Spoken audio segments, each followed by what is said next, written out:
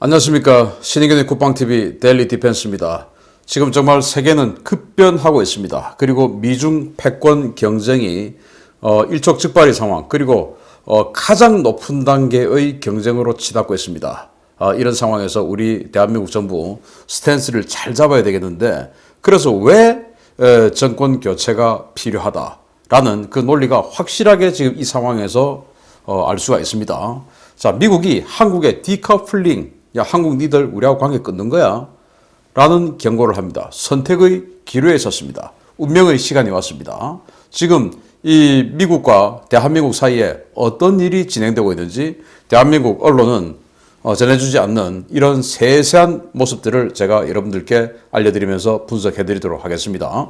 자, 미국에서 한미일 3개 국가가 외교차관 회의를 했죠. 그런데 정말 놀랍게도 3개국 외교차관 회의를 했는데 공동 기자회견을 하지 못했습니다. 그래서 미국 외교부, 즉 국무부 부장관 웬디 셔먼만 나와서 자기 혼자 할 수밖에 없다, 이렇게 이야기를 했어요. 왜냐? 한국과 일본이 워싱턴에서 정면 충돌했습니다. 자, 보겠습니다. 뭐라고 했냐? 한동안 그랬던 것처럼 일본과 한국 사이에 계속 해결해야 할 일부 양자 간의 이견이 있었다. 이 이견 중에 하나가 오늘 회견 형식의 변화로 이어졌는데 3국 차관 회의라는 와는 관련 없는 이슈다. 그래서 나 혼자 진행해야 할 것 같다.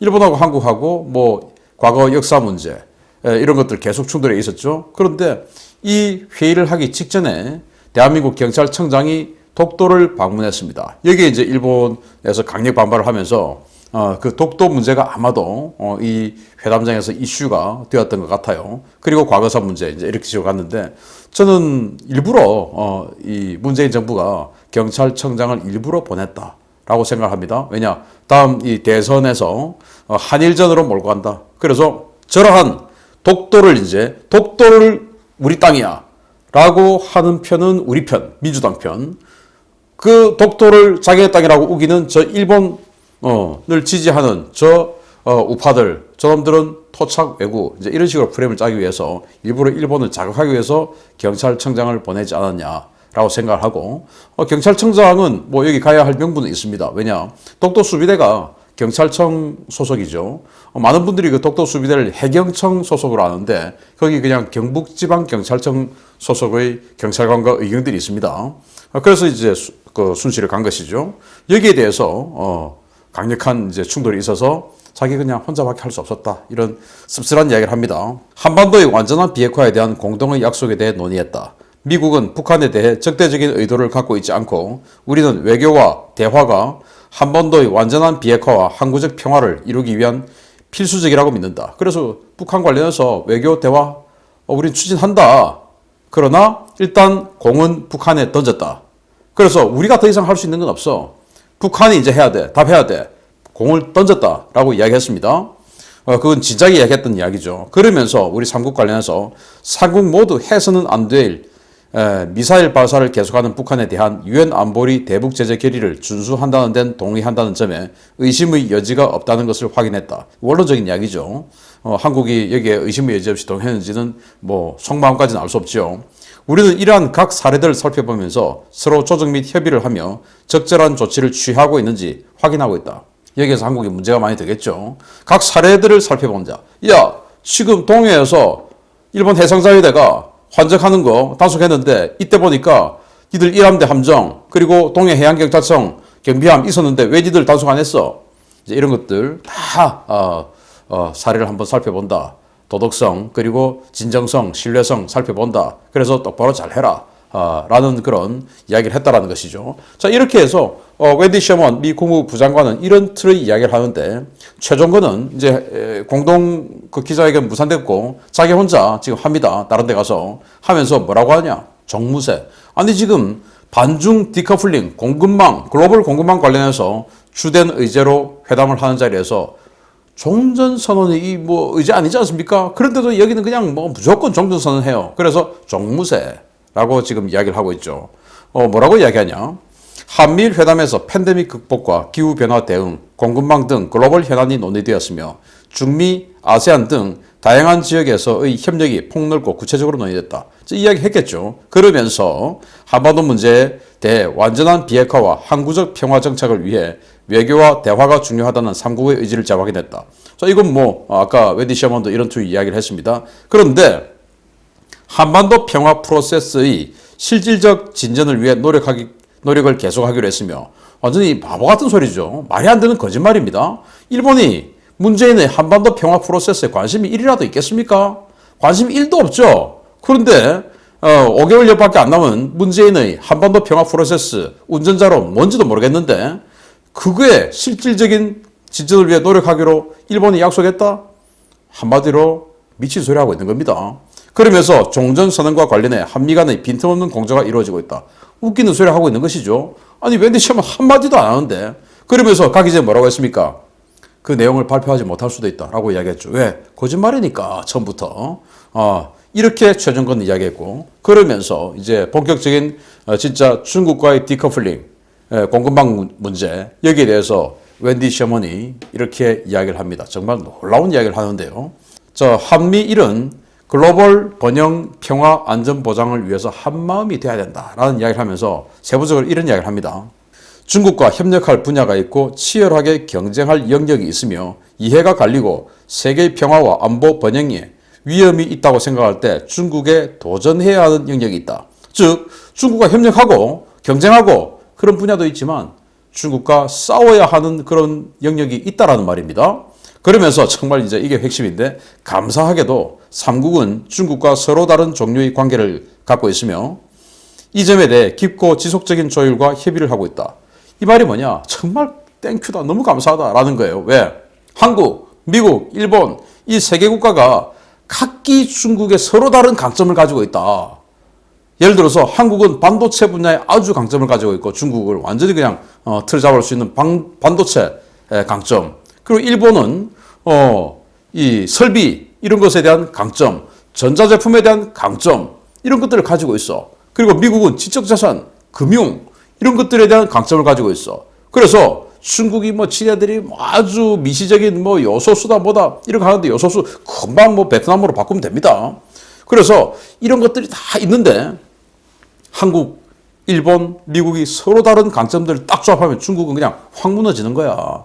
너무 감사해 라는 이야기를 합니다. 그래서 이 점에 대해 깊고 지속적인 조율과 협의를 하고 있다. 그래서 야, 한국 니들 반도체 이렇게 식으로 하자. 일본 니들 기술 설비 이런 거 전자제품 이런 식으로 하자. 해서 하면은 중국 완전히 그냥 주저앉혀버릴 수 있는 거야. 라는 겁니다. 내가 매우 중요하다고 생각하는 것은 삼국이 모든 국가의 시민을 위한 글로벌 번영과 평화, 안전 보장을 위해 함께 한 마음으로 일해야 한다는 것이다. 그래서 중국을 위해서가 아니라 모든 국가의 그런 전 세계인을 위해서 해야 된다. 왜? 중국은 전 세계의 악의 축 쓰레기들이니까. 그런데 한국 니들이 뭐라고 했어?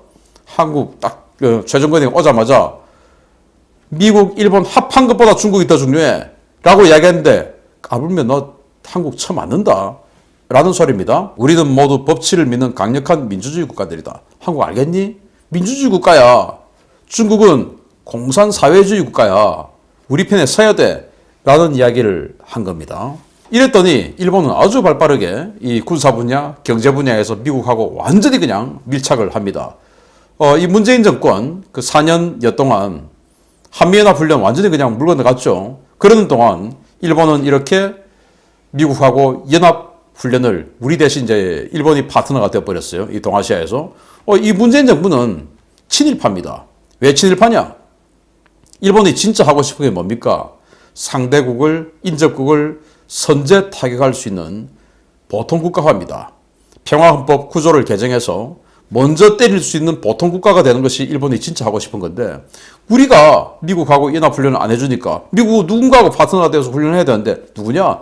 그러면은 동북아시아의 동맹국이라고 한국하고 일본밖에 없는데 한국 안 해주니까 일본하고 해야죠. 그래서 일본이 보통국가화 되는 겁니다. 일본이 진짜 하고 싶은 것을 이 문재인 정부가 반일 하면서 일부러 뒤에서는 친일해주고 있는 겁니다. 방위성 해상망료 간부가 11월 16일 남중국해에서 일본과 미국의 연합대잠수함 훈련을 실시했다고 발표했다. 이는 중국의 태평양 방면 진출을 막기 위한 목적이었으며 양국은 이번 연합훈련을 통해 높은 수준의 상호 운용성, 미일 연합해군의 억지력과 대처 능력을 보여주었다. 라고 지지통신이 보도를 했는데 일본의 카가, 헬기 항모죠. 카가 그리고 구축함이죠. 호위함, 무라사메. 그리고 이제 미국의 알레이버 이지삼 뭐 이런 식으로 해서 일본의 잠수함 이렇게 해서 중국의 핵 잠수함이 태평양으로 진출하는 것을 막고 헌터킬러하는 이런 훈련을 아주 강도 높게 사흘간 진행했다라는 거예요. 그런 식으로 해서 중국을 군사적으로 때리는데 일본이 완전히 그냥 미국과 한 몸이 됐다라는 걸 과시했어요. 자, 이 부분은 이제 군사적인 면이고 경제적인 면입니다. 이게 제가 또 말씀드렸듯이 미국의 그 통상부분 최고 수장이 10년 만에 한국에 왔다라고 알려드렸지 않습니까? 그런데 이 캐서린 타이 대표가 한국에 와서 뭐 했습니까? 그냥 중국과의 글로벌 공급망 이거에 대해서 상당히 협력할 부분이 많으니까 준비해라. 이 정도만 했는데 일본에 가서는 아예 기구를 만들기로 합의를 했습니다. 우리하고는 완전히 지금 결이 달라요. 뭐라고 했냐? 월스트리트 저널이 보도를 했는데요. 미국과 일본은 중국에 대항하기 위한 양자 통상협의체를 설치하기로 합의했다. 일본을 방문한 캐서린 타이 무역대표부 대표와 하기우다 일본 경제산업상은 17일 도쿄에서 열린 회담에서 미일 통상협력 파트너십을 설치하기로 합의했다. 타이 대표는 양국의 새 파트너십은 양국의 강력한 무역관계를 정의하는 것이다 라며 양국의 협력을 더욱 심화할 것이다 라고 말했다. 그는 또 이번 파트너십은 인도태평양 지역 경제 프레임 구성과 관련 있다 라고 밝히며 이번 양국 협력은 바이든 행정부의 인도태평양 지역 경제 프레임 구축을 지원하고 양국 국민의 경제를 향상시키는 지속가능하고 탄력적이며 포용적이고 경쟁력 있는 무역정책을 만드는 데 기여할 것이다 라고 강조했다. 자, 여기에 인도태평양 지역 경제 프레임 구성과 관련이 있다. 그래서 지금 이제 앞으로 제가 그 말씀 드릴 겁니다. 굉장히 중요한 경제 분야의 중국을 완전히 무너뜨리는 이 레짐을 지금 미국이 준비하고 있어요.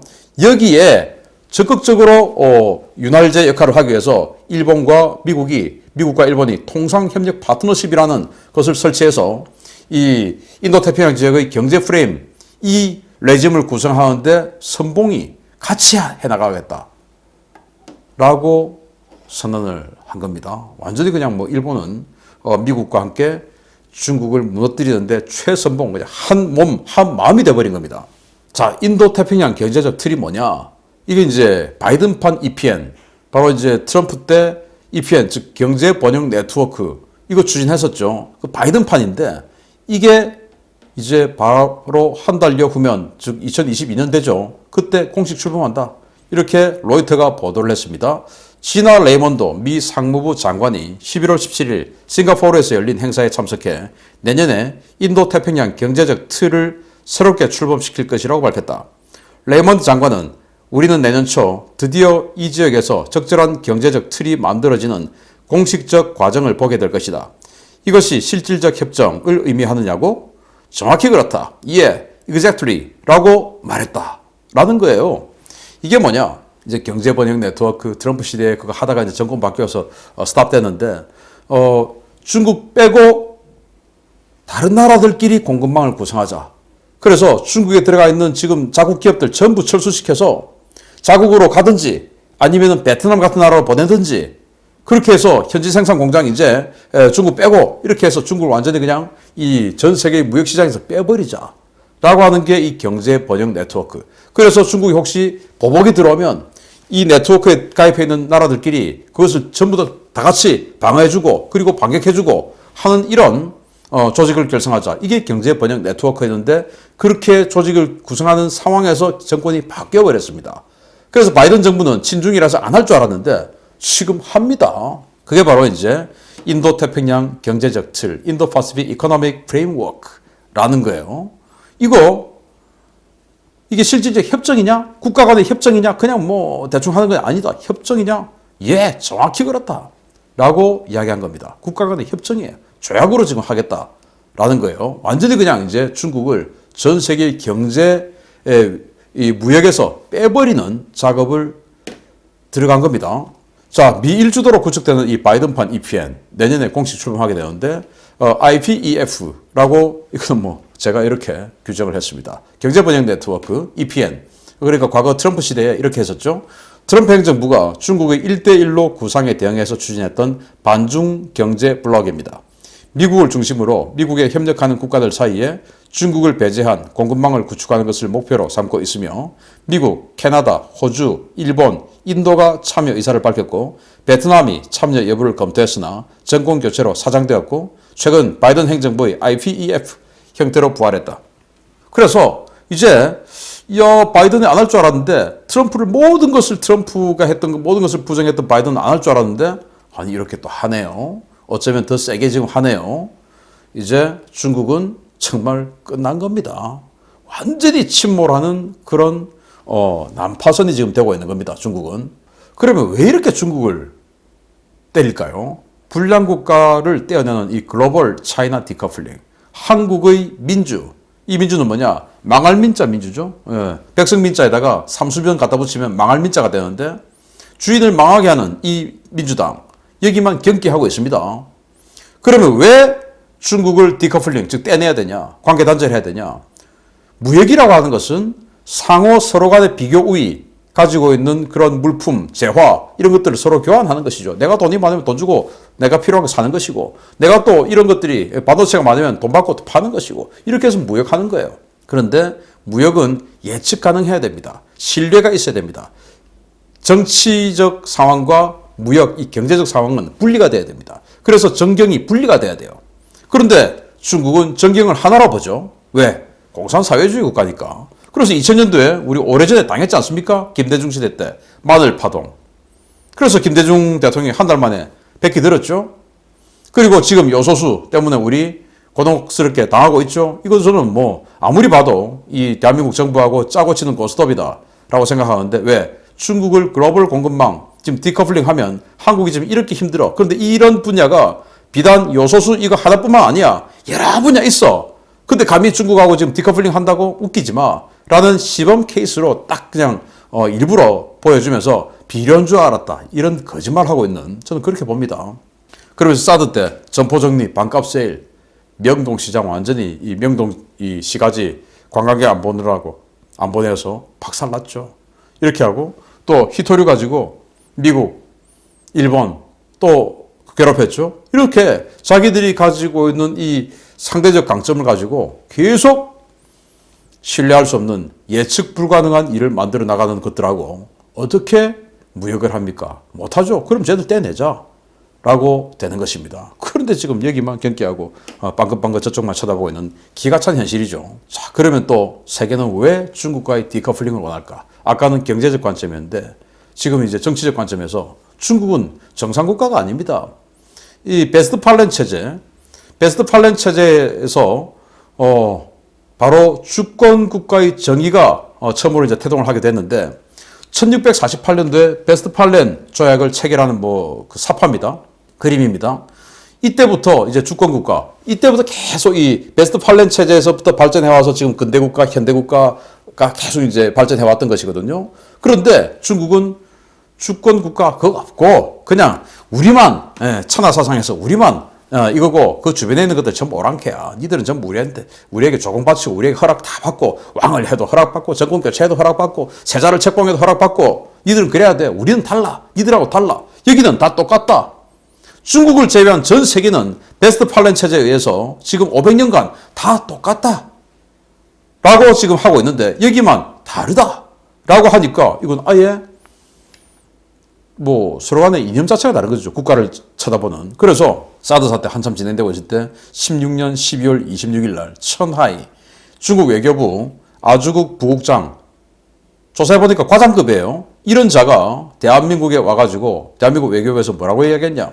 소국이 대국에 대항하면 되겠느냐. 너희가 미국의 사드를 배치하면 단교 수준의 고통을 주겠다. 이렇게 협박하고 갔습니다. 이런 자들하고 뭘 합니까 지금. 야, 중국하고 단교하면 우리 망할 것 같아. 천만의 말씀이죠. 대만 보십시오. 완전히 지금 국은 상승하고 있는 겁니다. 자, 이미 시작된 중국과의 디커플링입니다. 근데 한국에 쏟아지는 미국의 무서운 경고 이제 한번 보여줍니다. SK 하이닉스 스탑 조심해 하지 마 라고 나왔습니다.